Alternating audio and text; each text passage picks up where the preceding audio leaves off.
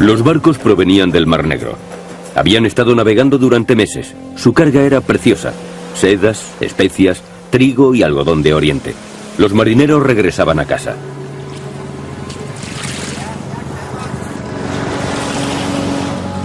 Desde Génova, a través del Mediterráneo y el Mar Negro, habían comerciado con los mercaderes del desierto de Cafa. El viaje de vuelta había sido una pesadilla. Pero sin saberlo, llevaban un polizón a bordo. Los marineros llevaron consigo una enfermedad que infectaba a todos los que hablaban con ellos, causándoles la muerte. El monje Michele da Piazza observó el comienzo de la catástrofe que iba a estremecer a Europa y lo escribió todo. Solamente sobrevivieron 10 marineros del millar que partió, y al hablar esparcieron el veneno. Los cadáveres permanecían sin tocar en las casas. Nadie osaba acercarse a ellos. Las gentes huían de las ciudades y acampaban en los viñedos. El gran misterio.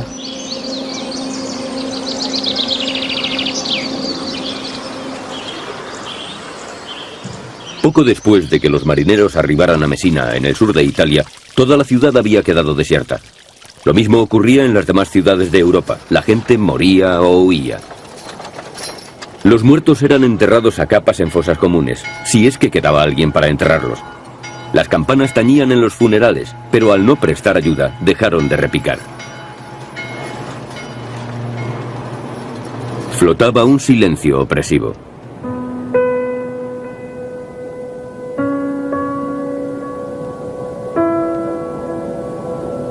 Transcurría el año 1347 y la enfermedad fue llamada la plaga.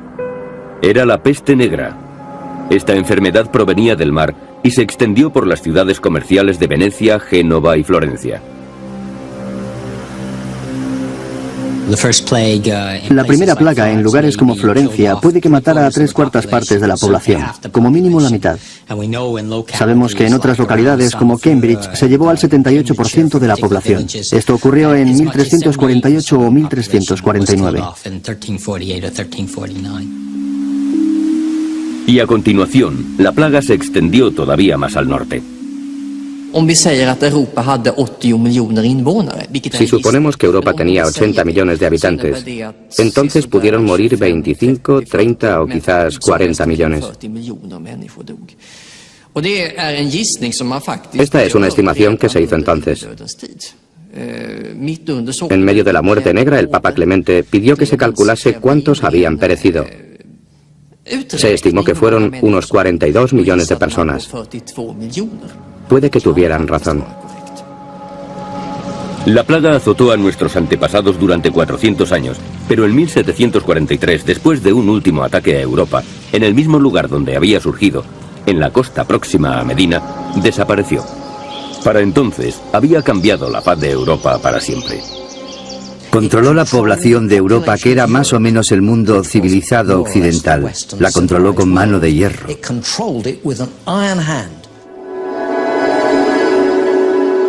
La plaga fue una catástrofe peor que la guerra. Ninguna de ellas había ocasionado tantas víctimas y dejado tan pocos supervivientes. La plaga sacudió la sociedad hasta la médula.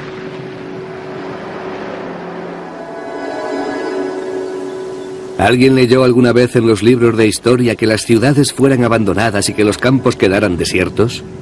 La campiña estaba recubierta de cadáveres. El mundo entero estaba gobernado por una espantosa soledad. La gente no sabía lo que estaba pasando. Creía que era la obra de Dios para castigar sus pecados. Debió tratarse de una muerte solitaria y horrible. La plaga no fue solamente una catástrofe para la sociedad, también fue algo horrible para los que murieron. Algunos de ellos no tenían ni dónde morir. Caían entre otros cadáveres en la calle. Fue una enfermedad realmente terrible, la más espantosa de las muertes. Acababan con los órganos internos licuados. Fue algo tan espantoso que la gente debió volverse loca por temor a la plaga. La peste negra sobrepasó cualquier catástrofe conocida. Durante los 400 años que azotó al continente, la enfermedad fue un misterio. Durante esos 400 años, los europeos exigieron una explicación. Debió afectar el pensamiento de las gentes. Debió forzarles a hacerse preguntas, a enojarse. ¿Qué está ocurriendo? ¿Qué pecado hemos cometido?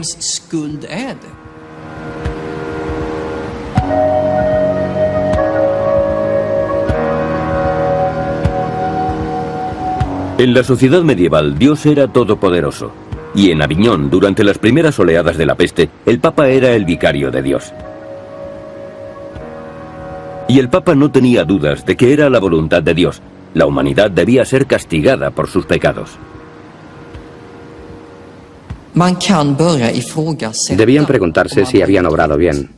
Muchas veces creían que habían pecado contra Dios. El Papa creó una oración especial para combatir la plaga.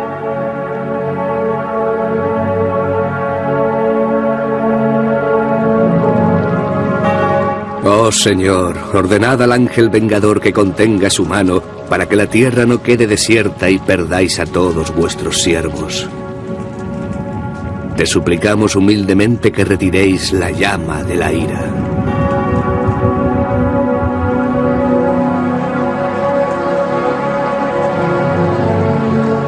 El Papa ordenó una serie de procesiones para suplicar a Dios. Los testigos manifiestan que miles de hombres y de mujeres participaron en ellas. Por todas partes, los duques y los caballeros ordenaron a las gentes que salieran en las procesiones. De esta forma, se declaró una especie de guerra santa contra la peste.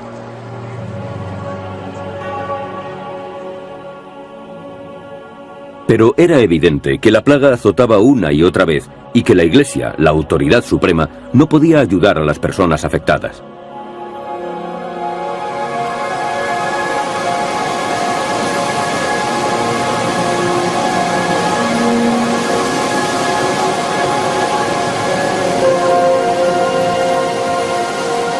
El poeta Petrarca, que vivía a las afueras de Aviñón, se quejó así ante Dios. Se oculta a nuestro entender por qué nuestro siglo ha merecido semejante castigo. La razón por la que tomasteis esa decisión no es accesible a la razón humana. Es un misterio. La necesidad de respuestas y de tratamientos creció. Muchos rechazaron a la Iglesia y fueron a consultar a los médicos. Los mejores estaban en las grandes universidades europeas: París, Montpellier y Padua.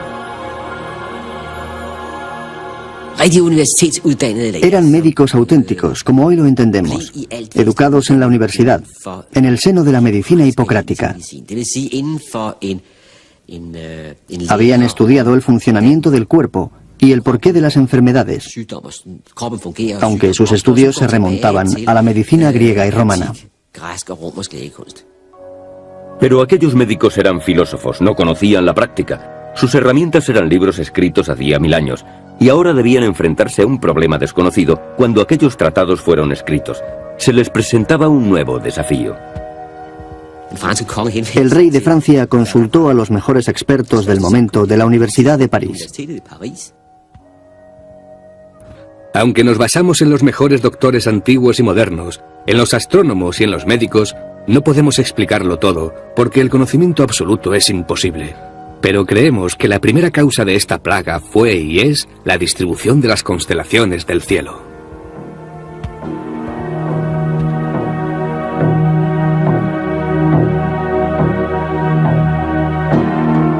Los doctores estudiaron los movimientos de los planetas.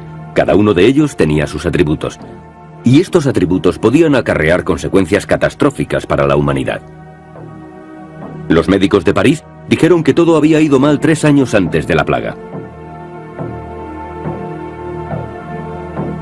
Pasada una hora desde el mediodía del 20 de marzo de 1345, se dio una gran convergencia de 3 planetas en Acuario. Los 3 planetas en conjunción fueron Saturno, Marte y Júpiter.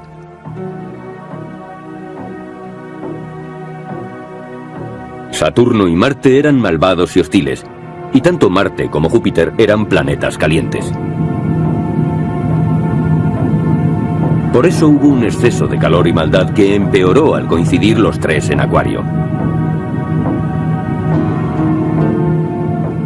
La teoría del aire envenenado encajaba perfectamente con la de la ira de Dios, porque Dios había creado las estrellas. Eso no se hubiera aceptado en la actualidad, pero sí en el siglo XIV. No se podía actuar sobre los planetas, solo predecir la peste. Los doctores no podían hacer nada con los planetas, pero creían que podían aumentar la resistencia humana para que el aire envenenado no entrara dentro del cuerpo.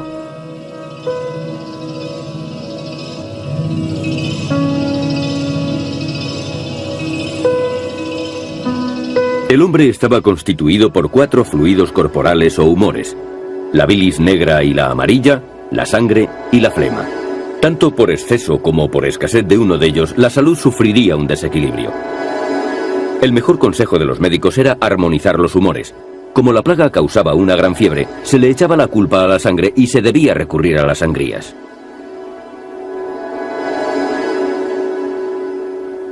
A aquellos que hayan sido infectados se les deberá practicar inmediatamente una sangría hasta que queden inconscientes. Una sangría inadecuada hace que el veneno actúe.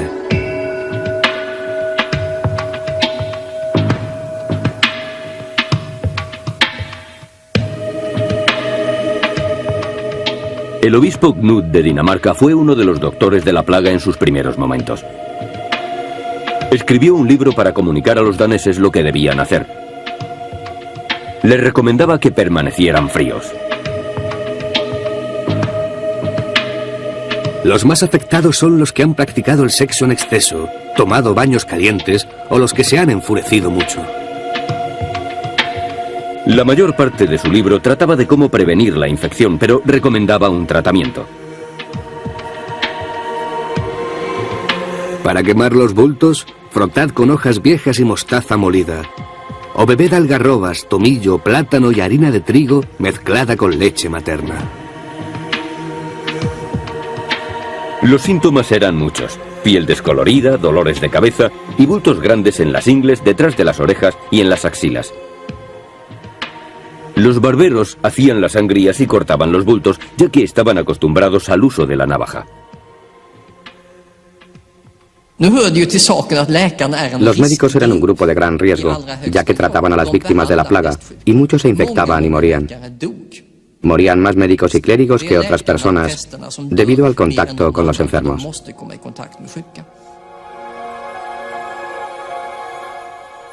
No importaba lo que los médicos recomendaran, la gente seguía muriendo. Boccaccio dijo acerca de las habilidades médicas o de la falta de ellas durante la primera plaga: puede que la naturaleza de la enfermedad sea incurable, o quizás los médicos que la tratan no conozcan su causa y prescriban un remedio no aconsejable.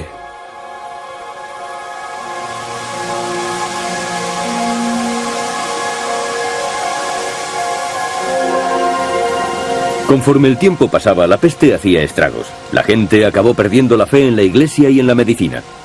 Se necesitaba a alguien que pensara de forma diferente en términos prácticos. Alguien que no filosofara. Gente que pudiera preparar a las ciudades contra el colapso antes de que la mitad de la población muriera y la otra mitad estuviera aterrorizada.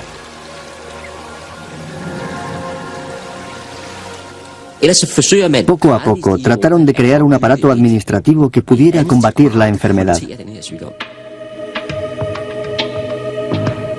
En Venecia se creó una comisión de salud y en los archivos se conservan los documentos oficiales que resumen sus trabajos.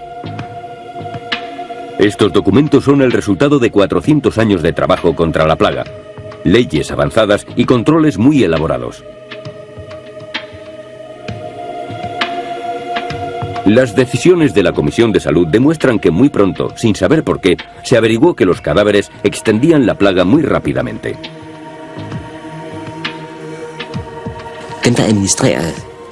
Los que administraban la ley actuaban bajo una suposición, que la enfermedad era contagiosa. Sin embargo, la medicina de entonces no podía explicar por qué había enfermedades contagiosas. Por eso se trabajaba de forma muy empírica. Eso condujo a que en muchos lugares de Europa se enfrentaran las autoridades sanitarias con los médicos profesionales.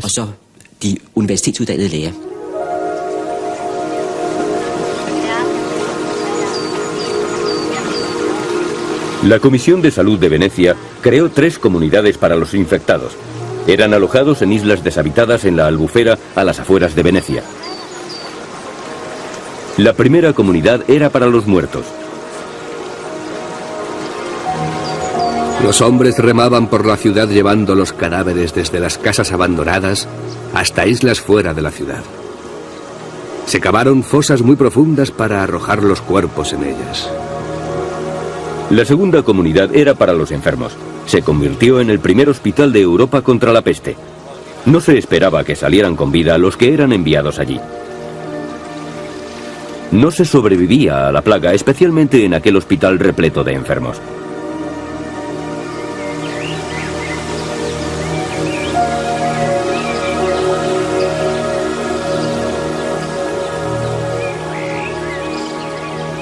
La Comisión de Salud de Venecia fue pionera en la lucha contra la plaga y además inventó la cuarentena. Se puede resumir todo el repertorio de medidas contra la plaga en el aislamiento de los enfermos. Había que alejarlos de los sanos. La cuarentena resultó ser la única medida eficaz. Todas las demás resultaron inútiles.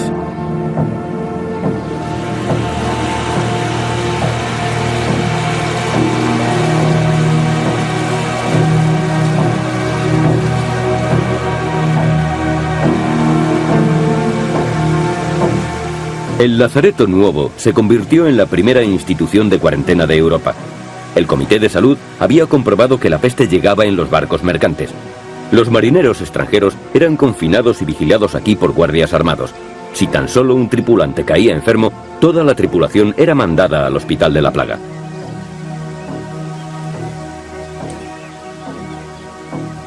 Las autoridades no corrían riesgos. Todo lo extranjero era sospechoso.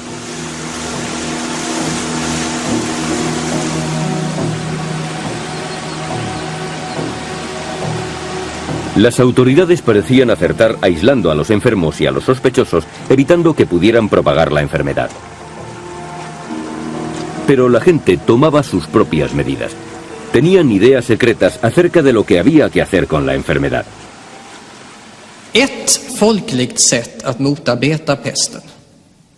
La forma con la que la gente luchaba contra esta enfermedad y otras era suponer que todos los desconocidos, personas o animales, estaban enfermos de peste e iban de ciudad en ciudad, aumentando el número de contagiados.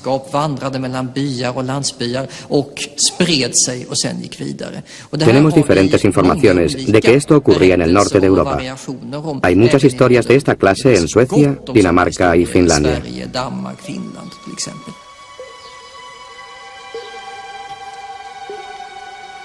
Una vez un niño y una niña perdieron a sus padres debido a la peste. Iban de granja en granja pidiendo de comer. Un día, los campesinos les dieron comida y les dijeron que fueran a tomarla en una zanja que acababan de cavar. Sin sospechar nada, fueron allí a comer. A continuación, los campesinos empezaron a rellenar la zanja mientras el niño les gritaba: ¿por qué echáis tierra a mi comida? No podíamos creerlo cuando lo leímos por primera vez. Nos parecía que eran cuentos imaginarios. Pero tenemos testimonios relatados acerca de personas que fueron enterradas vivas para impedir la extensión de la plaga. Ulrich Sandberg informa de un niño que fue enterrado vivo durante la última plaga y se pregunta qué habría que hacer con los que cometieron tal acto.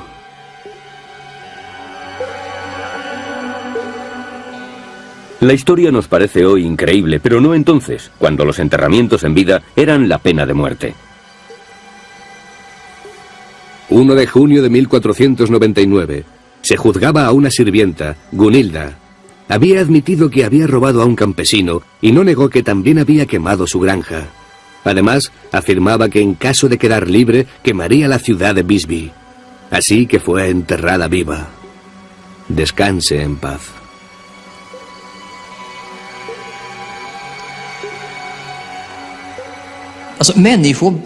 La gente se volvía loca ante catástrofes como esta.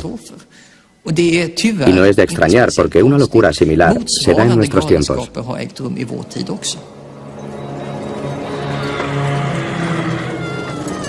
La locura continuó durante los 400 años que duró la peste negra. Sin embargo, mejoraron las condiciones gracias a la cuarentena. Pero nadie supo a qué se debía la plaga o de dónde procedía. Al final, acabó extinguiéndose.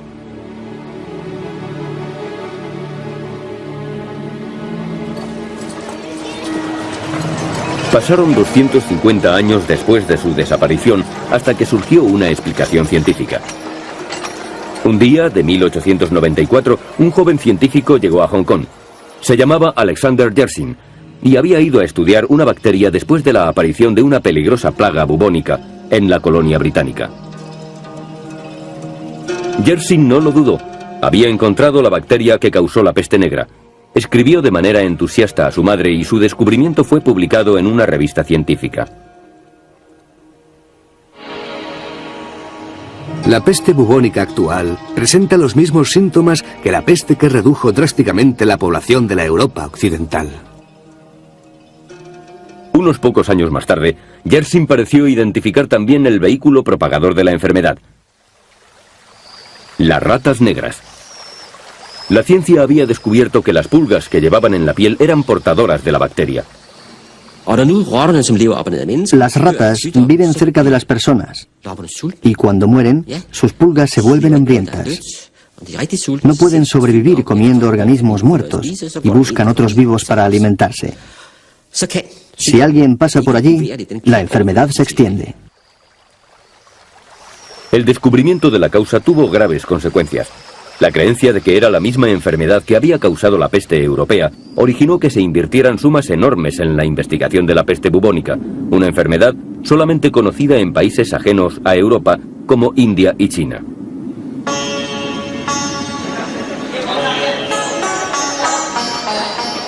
¿Pero es correcta esta comparación entre la peste bubónica de India y China con la peste europea? La peste bubónica no es peligrosa en la India si es que se tiene la mala suerte de contraerla. Pero la enfermedad europea fue enormemente contagiosa.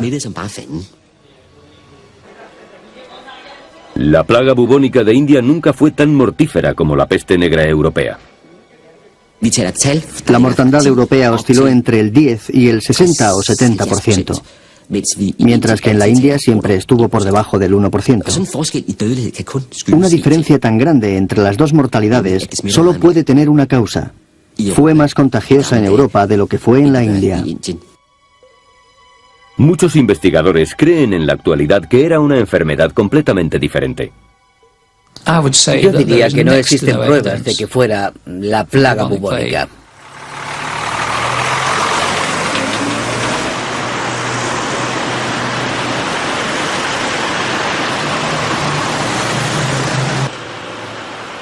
Graham Twigg es biólogo y zoólogo, anterior profesor de una universidad londinense. Está retirado en la actualidad, aunque sigue visitando su antiguo centro de trabajo.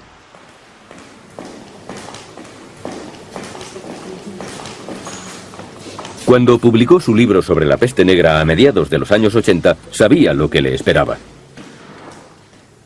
Alguien me dijo, si publicas ese libro, atraerás sobre ti a toda la FLAC. La FLAC es la artillería antiaérea. El libro de 1985 de Graham Twigg desafió frontalmente al concepto establecido que se tenía de la enfermedad. Graham es sin duda el padre de la idea de que la peste bubónica no fue la responsable de la peste negra. El libro refutaba la idea de que la enfermedad había sido extendida por las ratas negras. Fue como negar la presencia del monte Everest, como si no estuviera allí. Reconsiderar las causas de la plaga fue algo casi equivalente. Pero hay que tener en cuenta que la plaga bubónica estaba muy bien documentada. El mundo científico recibió al libro con indiferencia o rechazo total. Twigg aconsejó a los historiadores que revisaran los antiguos conceptos que se tenían acerca de la enfermedad, pero ellos no tenían por qué considerar aquel libro. Los historiadores ingleses lo ignoraron. Los historiadores americanos más o menos dijeron que era una basura, pero no dieron una explicación del porqué. Pero era una buena idea decir que lo era, porque a nadie le gustaba cambiar la idea que se tenía de la peste negra. Pasaron 10 años antes de que otros investigadores, biólogos e historiadores europeos se enfrentaran seriamente a los científicos. Yo no veo ningún indicio de la enfermedad bubónica de las ratas en la Europa medieval. Puede haber existido, pero ¿dónde están las pruebas?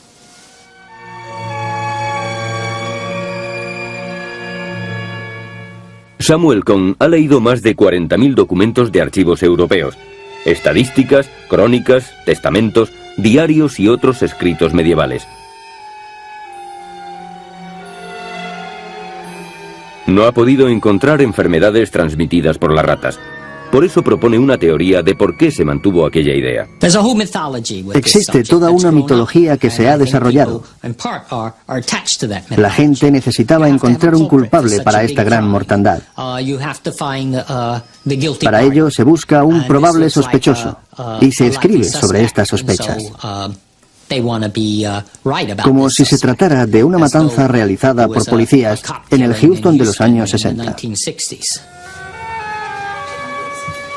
Ni Cohn ni otros investigadores que han estudiado recientemente los archivos europeos tienen la menor duda de que la antigua teoría de que las ratas fueron las portadoras de la enfermedad es completamente errónea. Cuando esto se cuestionó por primera vez hace 54 años, se comprobó que se había puesto el dedo sobre un punto débil y que era incomprensible que durante 100 años se hubiera aceptado un diagnóstico que evidentemente estaba equivocado.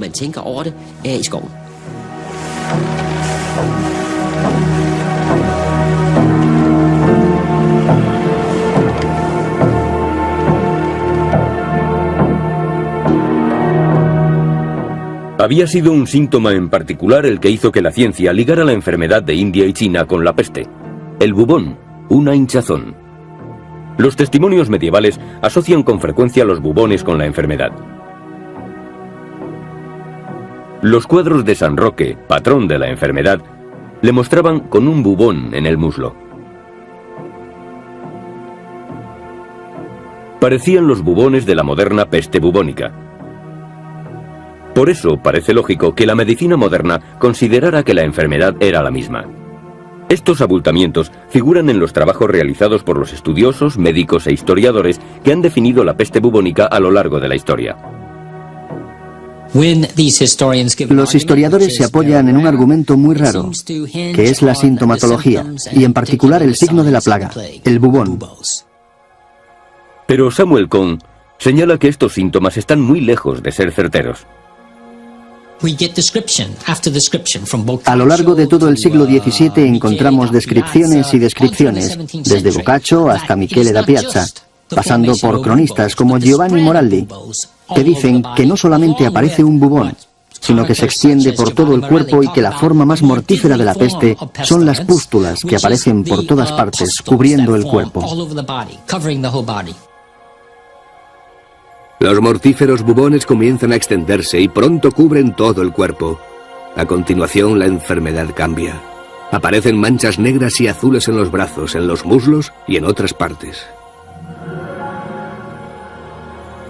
Uno de los síntomas por el cual los antiguos médicos identificaban la enfermedad era la aparición de accesos hemorrágicos en el pecho. Decían que cuando se observaba esta sintomatología, era absolutamente seguro que se iba a morir. No había salvación. .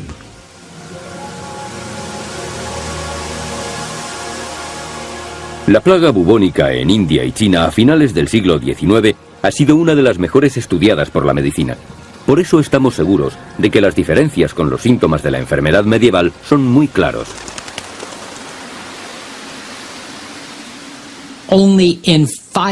Solamente en un 5% de los casos mortales, las víctimas desarrollaron más de un bubón.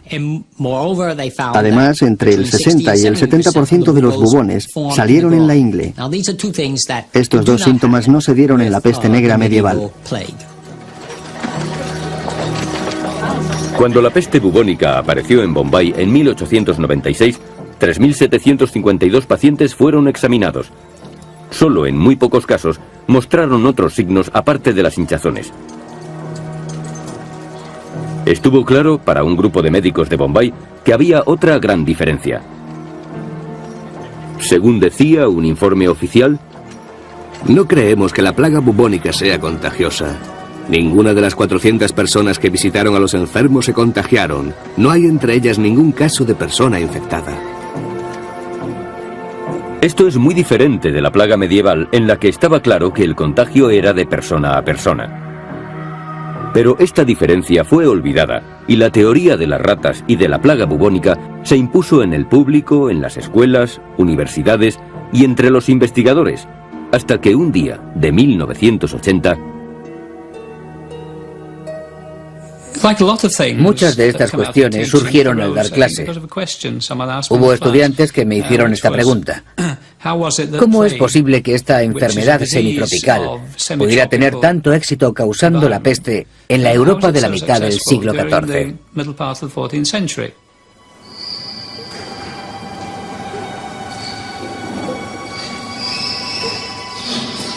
La respuesta que Graham Twigg le dio a este estudiante fue muy inquietante. Había algo que no casaba. La mayoría de las pruebas apuntan hacia el hecho de que esta pequeña rata no era muy abundante en los campos de Bretaña, Francia, Alemania, Dinamarca y otros países. Era muy improbable. La rata negra no hubiera podido sobrevivir en grandes extensiones de Europa y no existía un número suficiente para desencadenar la epidemia. Para que se pueda desencadenar una epidemia como la de la peste negra, no solamente unos pocos casos, sino una auténtica epidemia, se necesita una temperatura de más de 20 grados centígrados durante varios meses. No creo que eso ocurriera en el norte de Europa.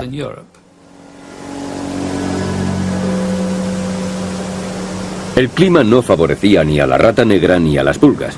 La ciencia había pasado por alto otro detalle más. Ocurrió en el periodo más frío, en el momento más frío del último millar de años. Cuando la plaga se estableció, Europa estaba en medio de la llamada pequeña edad del hielo. Los ríos estaban helados. El clima hacía que fuera imposible que las ratas negras sobrevivieran. En el norte de Europa encontramos una plaga que tuvo lugar a lo largo de todo el año en áreas donde hubiera sido imposible que la peste bubónica infectara a las pulgas de las ratas y mucho menos que diera lugar a una epidemia. Cuando el libro de Twigg apareció a mediados de los años 80, hubo una buena razón para revisar lo sucedido. Pero este no fue el caso. No es agradable que cuando algo que parecemos comprender bien se convierte en falso, debamos abandonar un conocimiento que dábamos por seguro y abrir un gran interrogante. Pero Graham Twigg cometió un gran error cuando presentó sus investigaciones. Al final de mi libro puse unas palabras, realmente una sugerencia, de que el antrax podría ser una alternativa. Hay muchos parecidos entre el antrax y la peste. Incluso en tiempos modernos hubo dificultades para distinguir ambos. Twigg es un experto en ratas, no en enfermedades. Su referencia al antrax era fácil de combatir y le dio a sus críticos la oportunidad de rechazar todo el libro. Creo que lo malo no fue lo que cada uno pensara acerca de la idea, sino que no hubo debate. Había esperado que se hubiera originado un debate, cartas de un lado para otro comentando las pruebas. Pero no hubo nada de eso, solo un silencio sorprendente. Fue un travesti de la justicia, muy desafortunado. Luchó en una batalla solitaria. La investigación de Graham Twigg demostró que la rata negra no podía haber extendido la peste negra por Europa. Las pruebas lo demostraban. En lugar de eso, afirmaba que la enfermedad se propagó de persona a persona, no por medio de pulgas y ratas. Pero la ciencia se aferraba a esa teoría. Decían que serían otras pulgas y otras ratas, pero incluso esta última teoría se enfrentaba a otro gran problema.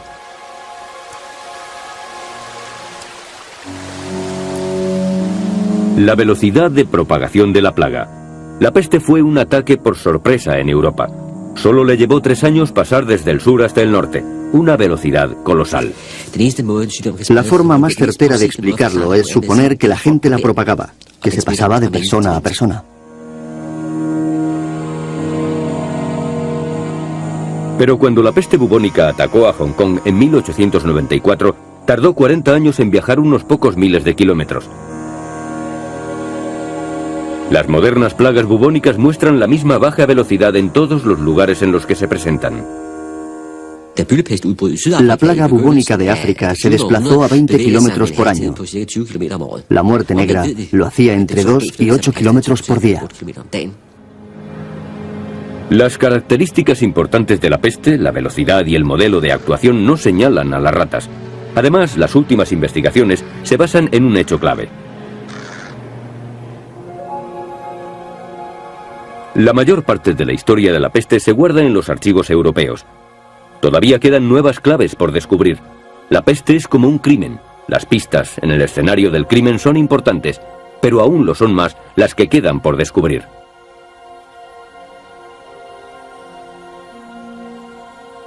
Veamos pues cómo se propaga una plaga moderna. Se extiende por medio de bacterias que viven de los roedores salvajes. Y aunque todavía no sabemos cómo, llegan hasta las ratas. Las ratas mueren y la enfermedad se extiende por sus pulgas. Las ratas viven cerca de las personas y cuando mueren sus pulgas se vuelven hambrientas. No pueden sobrevivir comiendo organismos muertos y buscan otros vivos para alimentarse. Si alguien pasa por allí, la enfermedad se extiende. Por mucho que se busque, no se encuentran esas ratas por ninguna parte. No se hace mención de los millares de ratas que deberían haber muerto si la peste bubónica hubiera sido la plaga de la Edad Media. Es como si hubieran pasado desapercibidas o no hubieran existido nunca.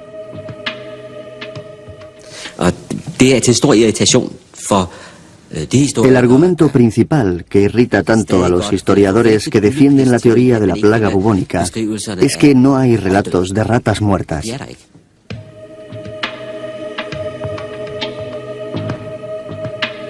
No existieron esas ratas durante aquellos 400 años de historia europea. Queda claro en las cartas que se enviaron desde los monasterios a Roma, en las que se hablaba de la peste. No mencionan a ratas muertas por ninguna parte. No hay ninguna duda de que la peste se extendió de persona a persona y no a través de estos roedores. Pero las ratas muertas sí aparecen con frecuencia en la India y en China. El modelo es claro.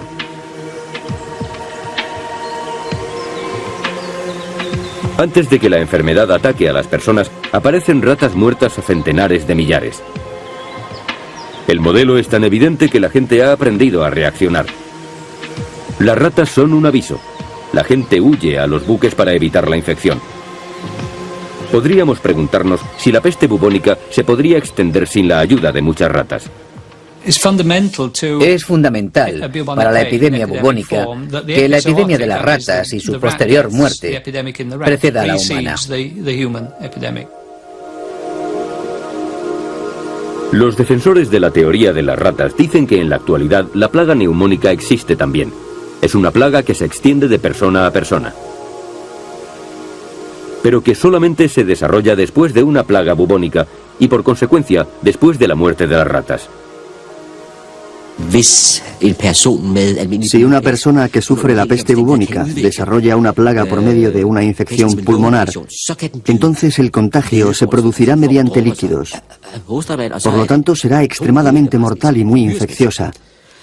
Pero aunque es una de las enfermedades más infecciosas que se conocen, es muy breve, porque se muere 48 horas después de haberla contraído. Una extraña plaga de neumonía azotó a Manchuria en 1921. Pero aquí la mortalidad fue pequeña también. La plaga no llegó muy lejos. Los investigadores han descubierto nuevas formas de resolver el rompecabezas de la plaga. Han examinado el ADN de los dientes de las víctimas sepultadas. Tratan de encontrar bacterias. Un grupo de investigadores franceses cree haber descubierto una de las claves. El grupo de Marsella dice haber encontrado ADN o trazas de ADN en los dientes de 2 tumbas de Montpellier. Pero este descubrimiento no ha sido confirmado por ningún científico de ninguna otra parte de Europa. El método francés es complicado y tiene detractores. Investigadores daneses e ingleses han buscado la misma bacteria sin encontrarla. Y aunque la encontraran, el misterio sigue sin resolver. ¿Cómo una bacteria extraña que no ha causado muertes masivas durante más de 100 años originó la mayor epidemia de la historia europea?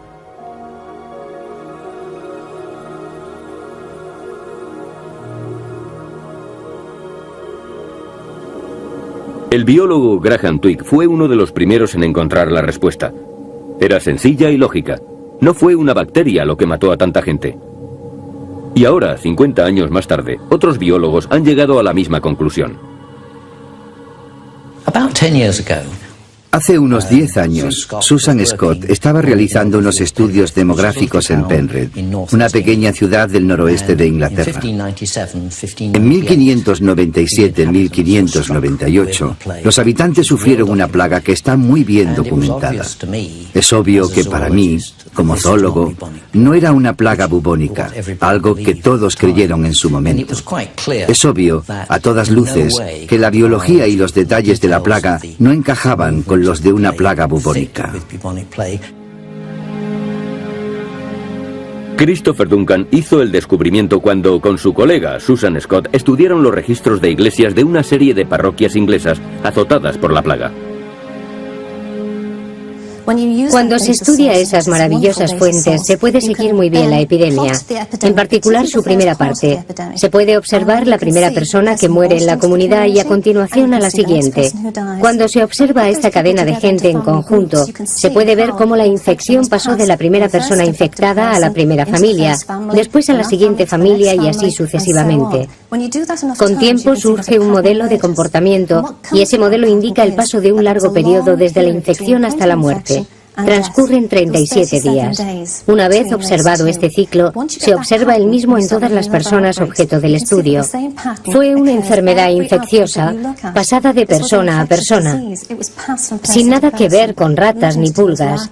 Fue solamente eso, una enfermedad infecciosa. Esta revisión sistemática de los registros ingleses de iglesia condujo a una nueva y decisiva teoría acerca de la naturaleza de la enfermedad. Pudimos determinar que el periodo de incubación era un tiempo largo, más de 35 días. Después de trabajar con los datos, llegamos a la conclusión de que era un periodo de 37 días, desde la infección hasta la muerte. Susan Scott y Christopher Duncan explicaron a continuación cómo la plaga se pudo extender tan rápidamente. El largo periodo de incubación entre la infección y la manifestación de la enfermedad fue decisivo. Esta enfermedad es una enfermedad única. Su periodo de 37 días se compone de unos 10 o 12 días de latencia. Durante ellos, la persona desarrolla la enfermedad y no infecta todavía. A continuación, le sigue un periodo de 20 a 22 días, un periodo infeccioso, pero un periodo infeccioso muy largo. Después, pasan unos 5 días en los que los síntomas aparecen y el paciente muere. Para las demás personas, la enfermedad dura solamente 5 días. Pero la persona ya estaba infectada unas 3 semanas antes. En los días en que el transporte era muy primitivo, para que la enfermedad se extendiera a una cierta distancia, se necesitaba un tiempo largo para que llegara hasta el pueblo o ciudad siguientes. Esta fue el arma secreta de las plagas, el largo periodo de tiempo transcurrido entre la infección y la aparición de los síntomas. Entre tanto, había mucho tiempo para que la gente contagiara a otros y se moviera por su entorno y llevara la infección más lejos.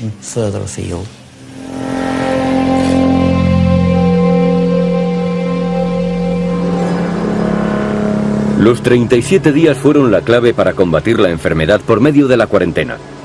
Las autoridades habían decidido que la gente debía pasar 40 días en una estación de cuarentena a las afueras de Venecia. La palabra cuarentena proviene de 40 en italiano. Parece obvio, pues, que las autoridades medievales descubrieron muy pronto el modelo de actuación de la enfermedad y basaron en él sus medidas. Lo descubrirían por prueba y error.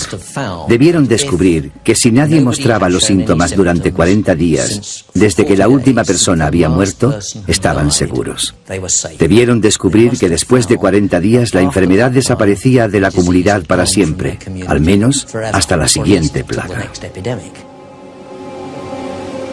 Los 40 días de la cuarentena se ajustan muy bien a una enfermedad que se manifiesta 37 días después de la infección. La cuarentena fue la clave vital para detener el contagio de la peste. Pero Duncan cree que existe otra razón por la cual desapareció la epidemia. La población de Europa, sujeta a oleadas sucesivas de la peste durante 300 años, desarrolló inmunidad a la enfermedad. Probablemente, una gran parte de ella se hizo resistente a la peste, porque había heredado un mecanismo mediante el cual la enfermedad no podía entrar con efectividad en sus cuerpos. Creo que esto fue uno de los motivos principales de la desaparición, que el número de personas sensibles a la enfermedad se había reducido sustancialmente.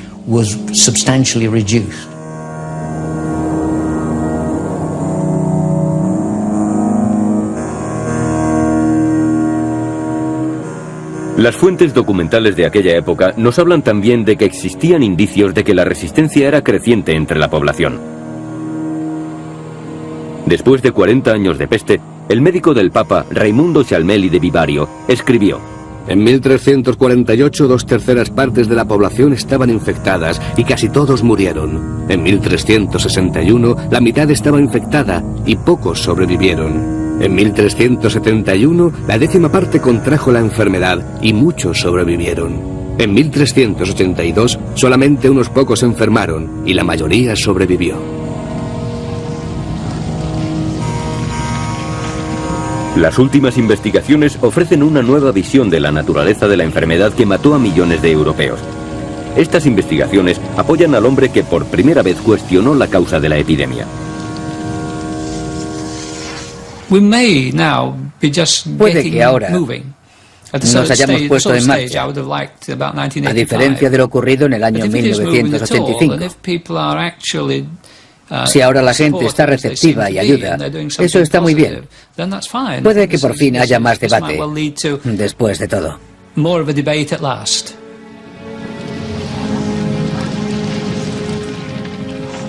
Si los investigadores, 350 años después de la desaparición de la enfermedad, siguen tratando de resolver el misterio, se debe en parte a que la catástrofe cambió a Europa para siempre. Fue el mayor factor demográfico durante más de 300 años.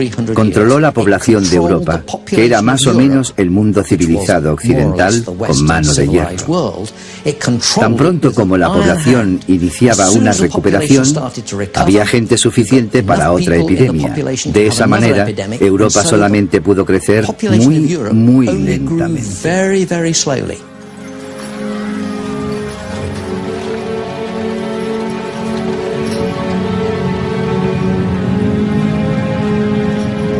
Es importante descubrir la verdad, saber si las medidas que se tomaron para luchar contra la peste fueron inútiles o tuvieron éxito. Si queremos saber si la desaparición de la enfermedad fue debida a la intervención humana o al resultado de la suerte, necesitamos saber si la transmisión se debió a las pulgas y a las ratas infectadas o si se transmitió entre personas. El sistema europeo de separar a los enfermos de los sanos solamente tiene sentido si el contagio es de persona a persona. La peste negra desapareció después de haber campeado durante 400 años, pero sigue siendo uno de los grandes misterios de la historia. Muchos investigadores creen que las autoridades tuvieron éxito controlando la enfermedad. Todas las medidas de protección consistían en limitar el contacto con los enfermos. Esto es algo común a todos los informes, reglas y leyes promulgados desde el siglo XIV hasta el XVII.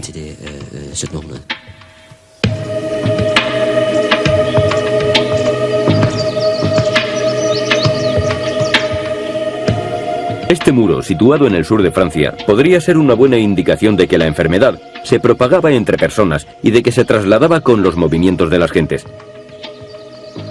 Fue construido durante una epidemia en 1721. Los que lo construyeron comprobaron que sus esfuerzos rendían frutos. Al final, la plaga no se extendió más allá del norte de Provenza.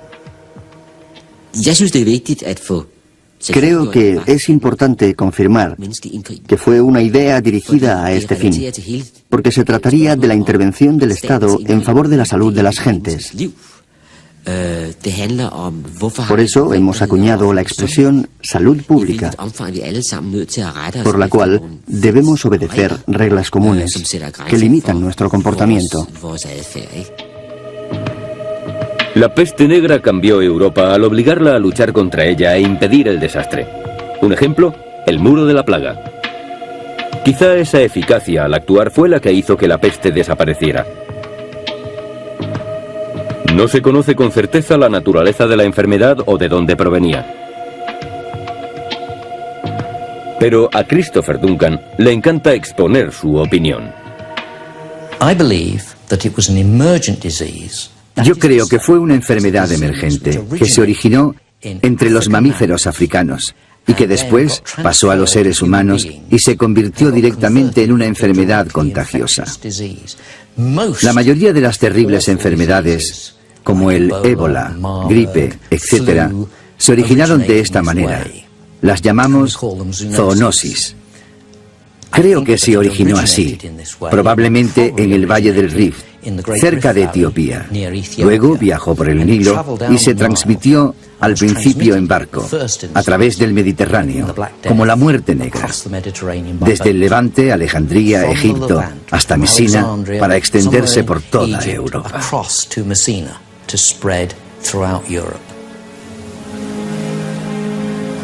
La teoría de Christopher Duncan no es la última que probablemente escucharemos. Otros investigadores apuntan que pudo haber varias enfermedades que azotaron Europa durante los 400 años de la peste. Pero con toda probabilidad hay un causante al que podemos absolver. Las pequeñas ratas que fueron declaradas culpables de la catástrofe ocurrida en Europa hace 100 años. Debemos encontrar una nueva y mejor razón.